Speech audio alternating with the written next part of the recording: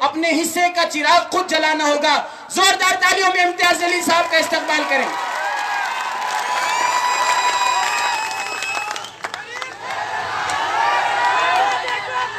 अस्सलाम वालेकुम वरहमतुल्लाहि वबरकातुहू। स्टेज पर मौजूद हमारे क़ायद जनाब बैरिस्टर असदुद्दीन अवैसी साहब, तमाम मोअज़्ज़ज़ मेहमान, परभनी के नौजवानों, बुज़ुर्गों, साथियों, परभनी के कैंडिडेट अली ख़ान को मजलिस का टिकट दिया गया। आप सभी लोग जानते हैं कि हमने परभनी का कैंडिडेट डिक्लेयर करने में थोड़ा सा वक्त लिया। हर रोज़ हमारे पास लोग आते और कहते कि परभनी का कब डिक्लेयर करने वाले हैं। हमने बहुत गौर किया, हमने एक एक कैंडिडेट के बारे में पता किया और जब पूरी तरह मुतमईन हो गए और अली ख़ान साहब से जब मैं मिला तो उन्हें देखने के बाद मुझे ये एहसास हुआ कि अगर ये बंदा विधानसभा में वारिस पठान के बाजू जाकर बैठा तो कैसा कहर मचा सकता है। मुझे ये एहसास हुआ कि क्या ज़रूरत है 30, 40, 50 लोगों को विधानसभा के अंदर भेजना जो मुक्के है, गुंगे है, बहरे है। एक 10-12 शेरों को भेज डालो वहां पर, वही उतना काफी है। और उसी इरादे से हमने अली ख़ान साहब को परभनी से मजलिस इत्तेहादुल मुस्लिमीन के ज़रिए इस चुनावी मैदान में उतारा। अली साहब जब तकरीर देने के लिए खड़े रहे तो कुछ नौजवान यहाँ के चिल्ला रहे थे, अली ख़ान आगे बढ़ो, हम तुम्हारे साथ हैं। अली ख़ान बहुत आगे बढ़ गए हैं, अब आपको साथ देना है। और सिर्फ साथ ही नहीं देना है, आपको एक इतिहास रचना है, एक ऐसा इतिहास बनाना है, एक ऐसी तारीख दर्ज करानी है। यहाँ से औरंगाबाद बहुत दूर नहीं है, एक तारीख हमने दर्ज कराई है। अब हम चाहते हैं कि परभनी की आवाम एक तारीख दर्ज कराए। हमें मालूम है कि परभनी के अंदर भी वही साजिशें चल रही है, वही षड्यंत्र रचे जा रहे हैं कि कैसे मजलिस के उम्मीदवारों को नाकामयाब किया जाए। हद तो ये हो गई है कि औरंगाबाद में हमारे एक उम्मीदवार को हराने के लिए 21 मुसलमान उम्मीदवार खड़े किए गए। जो कॉरपोरेशन का इलेक्शन भी नहीं जीत सकते, जो 200 वोट लेने के लायक नहीं है, वो आमदार का सपना देखने लगे। परभनी के अंदर आपको भी बहुत कुछ बताया जाएगा, समझाया जाएगा, हिसाब किताब आपको भी दिखाया जाएगा, समझाया जाएगा। इसके इत्ते उसके इत्ते अली निकलते क्या, तो अली जरूर निकलते हैं इंशाअल्लाह। आपको करना क्या है, तो आपको सिर्फ इतना करना है, बहुत ज्यादा ज्ञान, बहुत ज्यादा हिसाब किताब करने की जरूरत नहीं। जो लोग आपको समझाएंगे कि परभनी से कैसे मुमकिन हो सकता है, परभनी से सीट कैसे निकल सकती है, तो उसको जवाब सिर्फ यही देना, मुझे हिसाब किताब और नतीजे की फिक्र नहीं है, मैं मेहनत करने वाला हूं अली साहब के लिए। नतीजा जो भी आएगा मैं अपने रब पर छोड़ूंगा, मैं अल्लाह के ऊपर छोड़ूंगा। मैं मेहनत करूंगा, शिद्दत के साथ मेहनत करूंगा, और जो भी आपको ज्ञान गणित समझाने की कोशिश कर रहे, उठते वक्त उसको जवाब सिर्फ इतना दे देना, तेरे को जो बोलना है बोल दे, इस बार मेरा वोट मेरे भाई अली खान को पड़ने वाला है। बस ये जज्बा लेकर जाइए अंदर, तब जाकर आप परभनी के अंदर एक नया इतिहास रच सकते हैं। और जैसा मोइन भाई ने बताया है कि अगर कोई आज तक ये समझ रहा था कि मजलिस इत्तेहादुल मुस्लिमीन सिर्फ मुसलमानों की जमात है, तो आज हमारे पास सोलापुर से धनगर समाज का हमारा भाई, श्रीरामपुर से मातंग समाज का इरिगेशन डिपार्टमेंट का एग्जीक्यूटिव इंजीनियर, रावेर जलगांव से ठाकरे नाम का धोबी समाज का महाराष्ट्र का अध्यक्ष, पुणे के वडगांव शेरी से क्रिश्चियन समाज का हमारा एक भाई, कितने हमारे दलित भाई, एससी भाई ये मजलिस के टिकट के ऊपर इलेक्शन लड़ रहे। तो जो लोग ये कहते थे कि ये तो फिरका परस्त जमात है, अगर ये फिरका परस्त जमात है तो 44 सीटें जो हम पहले लड़ रहे, अभी जो लड़ रहे हैं 44 सीटें, उनमें से 12 सीटें यानी कि 30% सीट हमारे हिंदू भाइयों के लिए हमने रखी है, हमारे दूसरे कौम के भाइयों के लिए हमने ये सीटें दी है। अभी किसी ने बताया कि हम लोग 51 सीटों के ऊपर इलेक्शन लड़ रहे। हाँ, हमने 51 सीटों के ऊपर अपने उम्मीदवार मैदान में उतारे थे, लेकिन कुछ हमारे अंदर भी बहुत सारे पंचर लोग हैं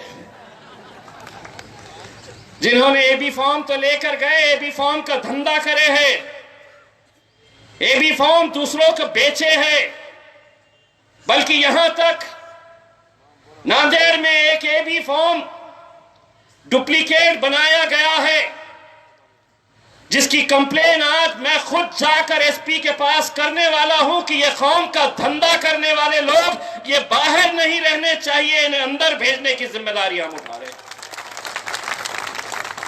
दोस्तों, आज ये वक्त आया है कि हमें एकजहती का सबूत देना है। परभनी वो मुकाम है जो अक्सर मैं सोचता रहता था कि परभनी में और औरंगाबाद में मुझे कोई ज्यादा फर्क नजर नहीं आता। जो जोश और जज्बा मैं औरंगाबाद में अपने शहर में देखता हूं, उतना ही जोश, उतना ही जज्बा परभनी की आवाम में भी देखने को मिलता है आप लोगों के अंदर वो जोश। लेकिन ये जोश इलेक्शन के दिन कहां चला जाता है? कहां चले जाते हैं आप लोग इलेक्शन के दिन, जब नतीजा आता है 5 साल के बाद एक बार, एक दिन जब आता है तो वो जोश क्यों कम हो जाता है? कई सालों से मेरे अपने शहर में भी ऐसा ही होता आ रहा था। जब भी चुनाव आते, इस कौम को बांट दो, इस कौम को ऐसे तरीके से तकसीम कर दो कि हम लड़ते रहे आपस में और कोई दूसरा निकलकर चला जाता है। शर्म आनी चाहिए। अगर परभनी जैसे मुकाम से यहां से शिवसेना जीत कर आती है तो ये आप लोगों को सोचने की बात है। मेरे साथ विधानसभा के अंदर आपके ही आमदार थे। एक मुद्दा याद आया उनके ताल्लुक से, सुनिए जरा, सुनाता हूं। विधानसभा में बहस चल रही थी, कहीं कोई एक नौजवान लड़का इस देश के अंदर सिमी से ताल्लुक रखने के मामले में पुलिस ने उसे गिरफ्तार किया था। आईसिस के ताल्लुक से कहीं कोई एक शहर के अंदर एक नौजवान लड़के को गिरफ्तार किया गया था और उसके ऊपर चर्चा चल रही थी विधानसभा के अंदर। तो परभनी के ये महाशय उठ के खड़े रहते हैं भाषण देने के लिए। आपके आमदार, इस शहर के आमदार, ये खड़े रह के अपने भाषण में ये कहते हैं कि साहब, परभनी के अंदर 100 से ज्यादा लड़के आईसिस से ताल्लुक रखते हैं। परभनी के अंदर इतना संगीन मसला है कि परभनी के 100 से ज्यादा लड़के आईसिस से ताल्लुक रखते हैं। बोल तो दिए, लेकिन उन्हें क्या मालूम था कि सामने हम बैठे हैं जवाब देने के लिए। अब बोलने के बाद मैं भी खड़ा हो गया और मेरे बाजू बैठता है वारिस पठान जो वकील था। अब हमने उसकी तरफ पलट कर देखे और हमने कहा, तू तो बोल दिया, अब हमारी भी सुन ले। और हमने खड़े रहकर फौरन अध्यक्ष महोदय को कहा कि अध्यक्ष महोदय, अगर ये जो आमदार है ये बोल रहा है सही बात है तो बहुत संगीन बात है।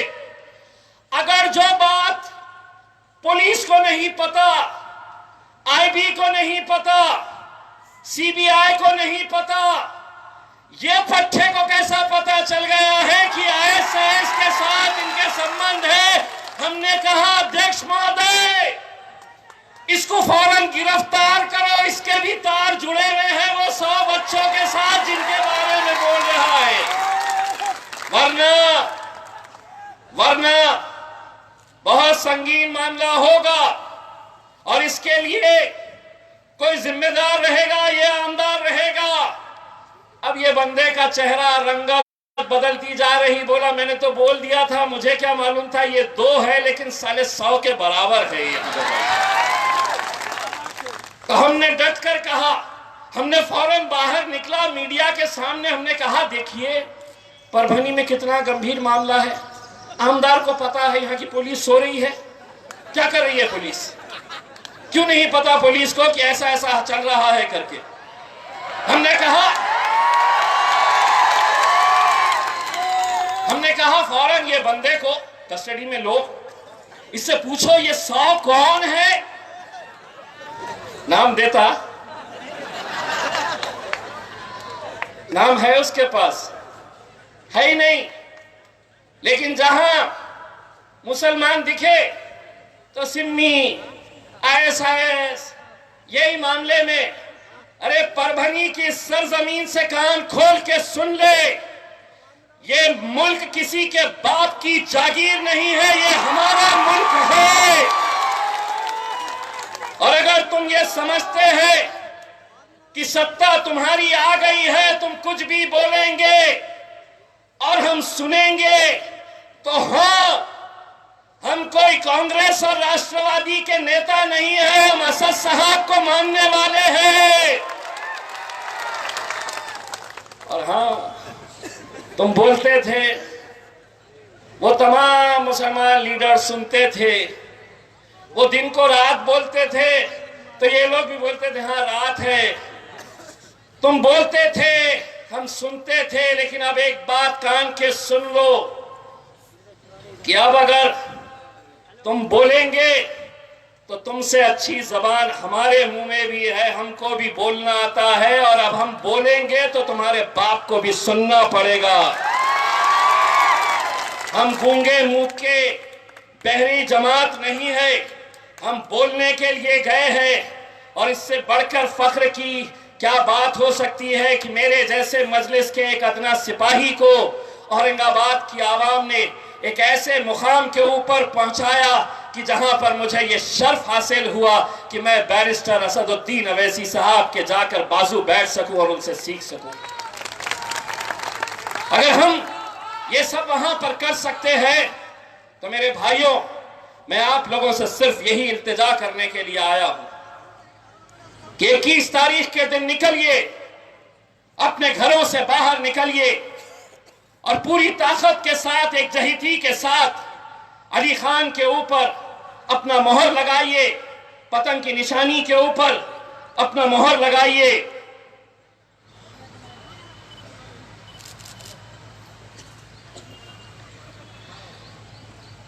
ये मेरे पास भी चला था जो चिट्ठी मुझे दी गई, ये मेरे पास खूब चला था। यहां तक चला था कि ये जब इनके अक्सरियत वाले इलाकों के अंदर जाते तो लोगों को बताते की आता तुम्हाला हे सांगायचे आहे की तुम्हाला खान पाहिजे या पान पाहिजे, तर त्यांचे लोक म्हणायचे बाण खूप झाला, आता खान पाहिजे। आणि त्यांनी बाणाला साईड ठेवले आणि खानाला निवडून आले। आणि तसंच माझा पूर्ण विश्वास आहे की परभणीमध्ये सुद्धा ते लोक जातील आणि सांगतील खान पाहिजे का बाण पाहिजे, आणि आपण सांगा आम्हाला तुम्हाला काय पाहिजे, बाण पाहिजे का खान पाहिजे। मला ऐकू येत नाही, जोरात सांगा खान पाहिजे का बाण पाहिजे। खान पाहिजे। अली खान